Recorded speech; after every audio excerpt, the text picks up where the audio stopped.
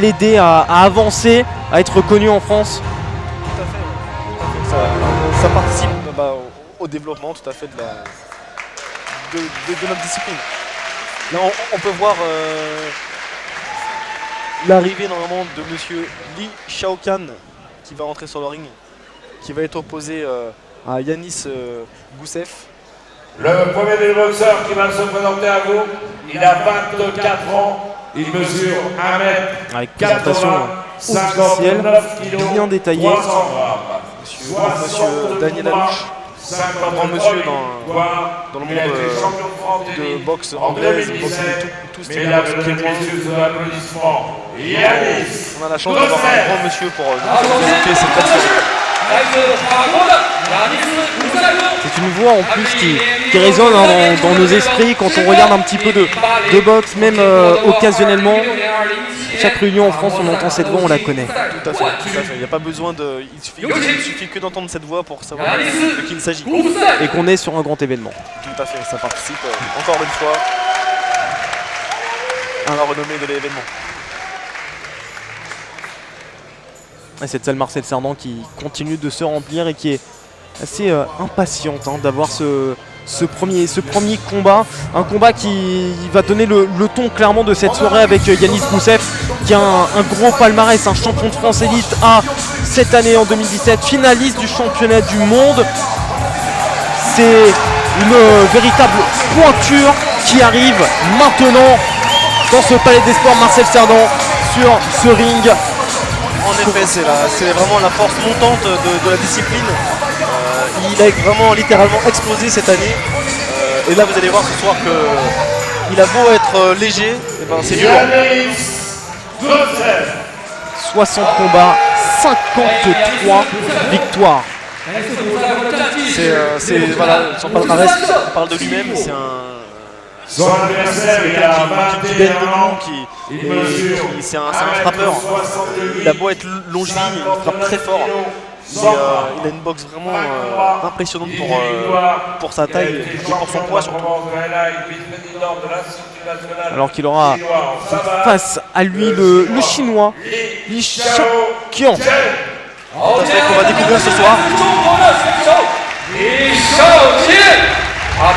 Et qui physiquement, vous allez le voir chez vous, vous allez voir Tony, est radicalement différent dans sa morphologie.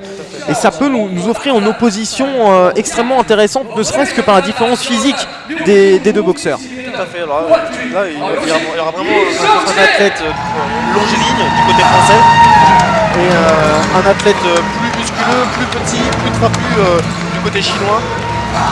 Ça va vraiment être la découverte ce soir. Li Shaokan, que je ne connais pas, mais qui j'en suis sûr est un très bel athlète. 1m68, 20 combats, 18 victoires. Et c'est d'ailleurs le tireur le plus jeune de la soirée, 21 ans. Il y a la jeunesse des deux côtés, puisque Yanis Goussev a 24 ans. Et il est plus jeune, il est beaucoup plus petit, à 12 cm près.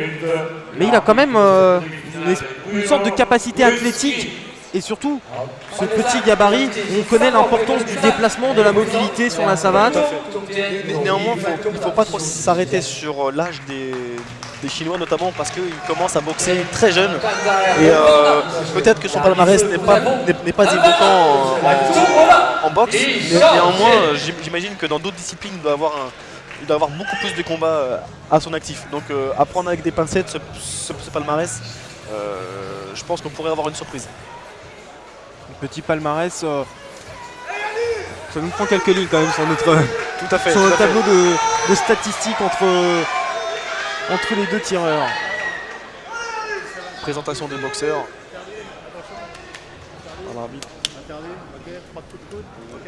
rappelle des règles.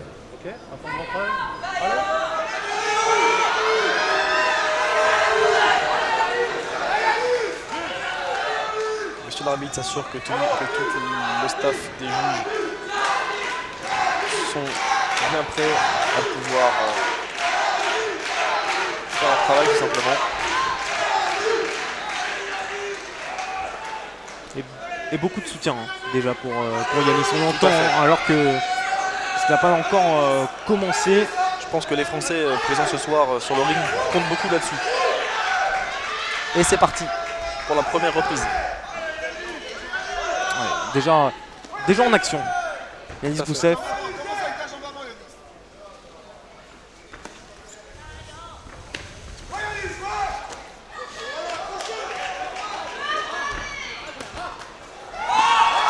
On voit le Chinois très percutant d'entrée de jeu.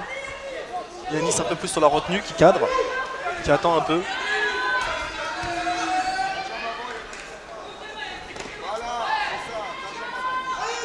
On a envie de mettre aussi beaucoup d'intensité de part et d'autre. Tout à fait. Après, il y a aussi l'histoire du tournoi. Donc on va voir comment chacun va gérer son effort et son tournoi. Il y en a qui peuvent ne pas calculer, puis d'autres qui sont un peu plus dans le calcul. Intervention de l'arbitre. Hein. Et Yanis qui reprend avec un crochet au corps, crochet au visage là, qui a touché. Mais attention au Chinois qui lui aussi a de très bons crochets, même si là c'était un peu donné avec l'intérieur du gant, c'est interdit.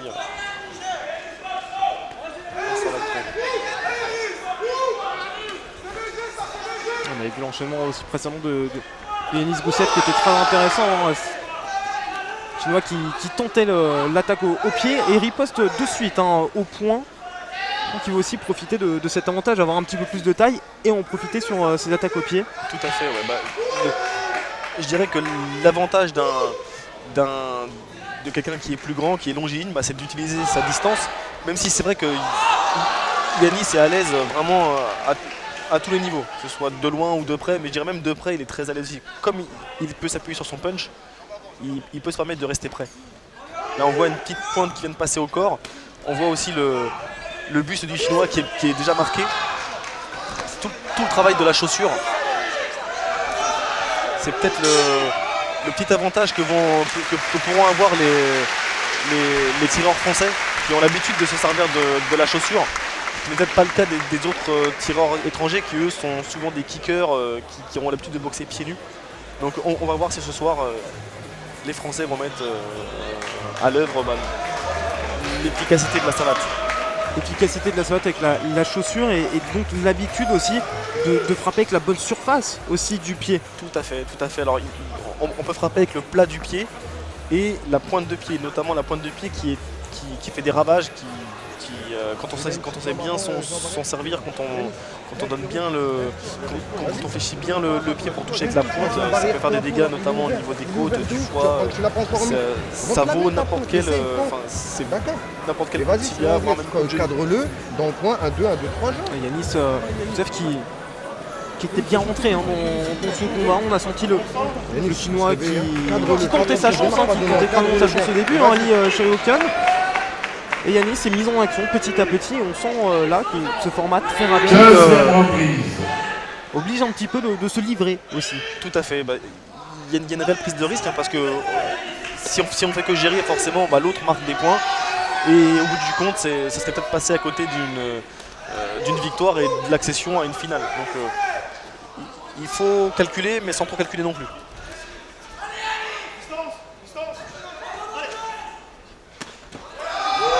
Grosse jambe avant là, de Yanis. Très efficace hein, sur ses ripostes dans ce combat pour l'instant. Le Chinois qui tente de mettre des gros fouettés jambes arrière, notamment en ligne basse, parfois un peu téléphoné. Là on a vu Yanis préparer sa jambe avant pour toucher encore un fouetté en ligne basse.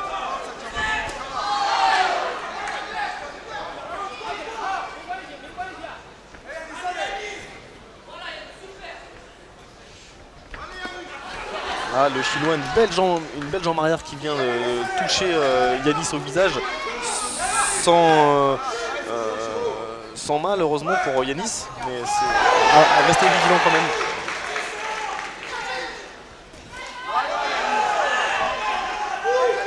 Donc la vigilance vu les bonnes attaques de Shoryuken. C'est à l'instant Yanis prend l'effort hein, avec ce petit côté.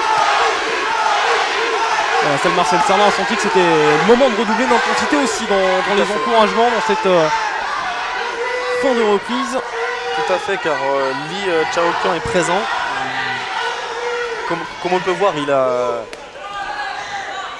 n'est pas venu faire de la figuration. On voit qu'il est vraiment présent et qu'il reste dangereux à tout instant.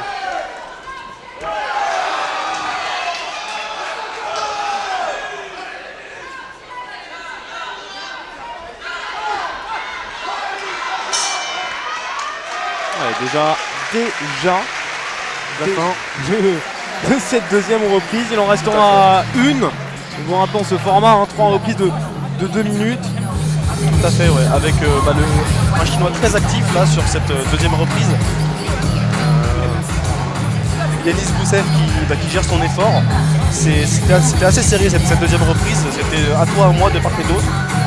Et là, c'est vrai que ça. Je ne serais pas capable pour le moment de désigner un vainqueur. Tout l'intérêt de la troisième reprise. Tout à fait. On va pas forcément s'aventurer sur le pronostic maintenant. Non, c'est sûr.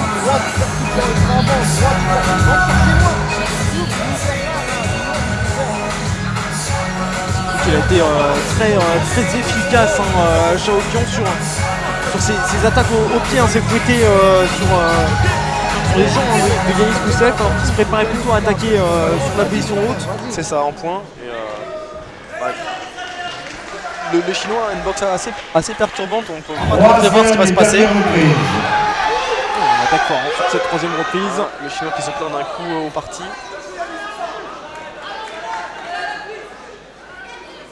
Qui naturellement est totalement prohibé. Tout à fait. On voit le Chinois qui tout de suite repart avec une jambe arrière. Il a ce crochet du gauche. Le Chinois a été touché, déséquilibré. Je ne sais pas si vraiment il a été percuté, mais en tout cas ça part à 2000 à l'heure. Il s'est relevé très vite tout de même, mais on voit que les deux savent que cette reprise est décisive, donc pour faire la différence, la superbe chassée frontale là, de Yanis Goussev qui vient de percuter le menton du Chinois. Sur cette troisième reprise, Yanis Goussev accélère vraiment. Tout à au fait. pied, au point. On trouve un peu plus précis, les coups qui claquent un peu plus fort. Jambe avant qui vient, le fouetté jambe avant qui vient là. On voit le Chinois qui bloque.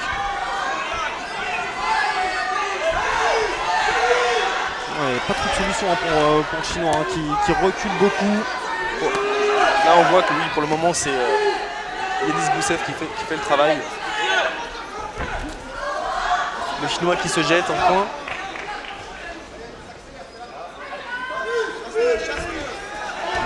Bon direct bras arrière de Yanis Goussev qui touche.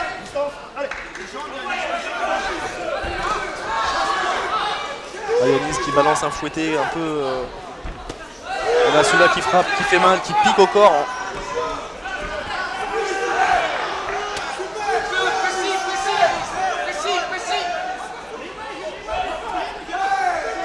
Cette dernière reprise, c'est vraiment Yanis Goussev qui met le rythme, qui met l'intensité, qui porte les coups les plus importants.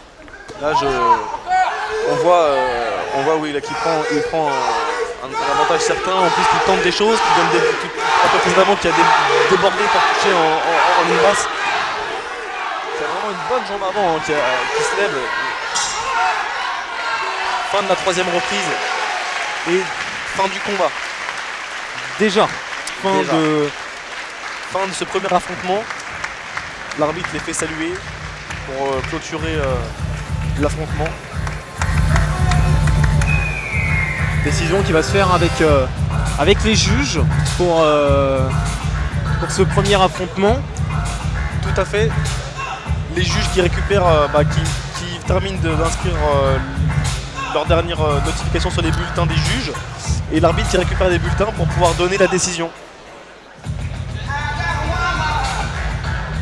Les combats sont généralement pas trop en décision par KO. Ça arrive pas non plus extrêmement souvent. Ça arrive. Mais Ça arrive. Notamment sur ce type de format où là, les coups de tibia, avec cette différence de style. Mais c'est vrai que les athlètes étant très préparés, les KO seront forcément plus rares. D'ailleurs, les deux tireurs, hein, Yanis Goussev et Li Shaokan, n'ont pas gagné par KO encore. La première sera pas sur cet affrontement. On en a quelques-uns, notamment avec Alexandre Tetsurenko. On y reviendra, mais il y a eu beaucoup de KO avec lui. Tout à fait. Ensuite, pour ce qui est du palmarès des tireurs français, c'est vrai qu'en salle de boxe française, il n'y a pas encore trop la culture du palmarès avec les KO. Donc on pourrait ne pas les voir, on pourrait nous ne pas les avoir sur nos fiches, mais néanmoins, ils pourraient avoir mis quelques KO durant leur carrière en salle de boxe française. Mais c'est vrai que c'est pas dans la culture du sport, et c'est une erreur d'ailleurs de ne pas le faire dans termes de promotion de l'athlète. On n'a pas encore cette culture de palmarès avec le nombre de victoires, le nombre de défaites et le nombre de KO. C'est en train de changer et c'est pour ça que nous on a encore un petit déficit au niveau des chiffres, mais je peux vous assurer que Yanis a déjà mis des KO. J'ai déjà assisté à quelques-uns de ces KO. Et c'est là aussi l'importance de se confronter aussi à d'autres boxeurs, à d'autres cultures lors de ce genre d'événement. Tout à fait, qui justement, on apprend aussi du savoir des autres disciplines et eux, notamment en termes de promotion, on voit que dans d'autres disciplines, ils sont vraiment au top à ce niveau-là. Ils gardent tout leur palmarès, ils font beaucoup de vidéos. On va voir le vainqueur. L'unanimité des juges et aura le droit de disputer la finale des moins de 60 kg KFWC. Le poids rouge, Yanis Goussev. Unanimité pour Yanis Goussev. Sans surprise, au vu de la dernière reprise qui est vraiment qui est remportée de main de maître par Yanis. Donc voilà, maintenant il s'ouvre la porte.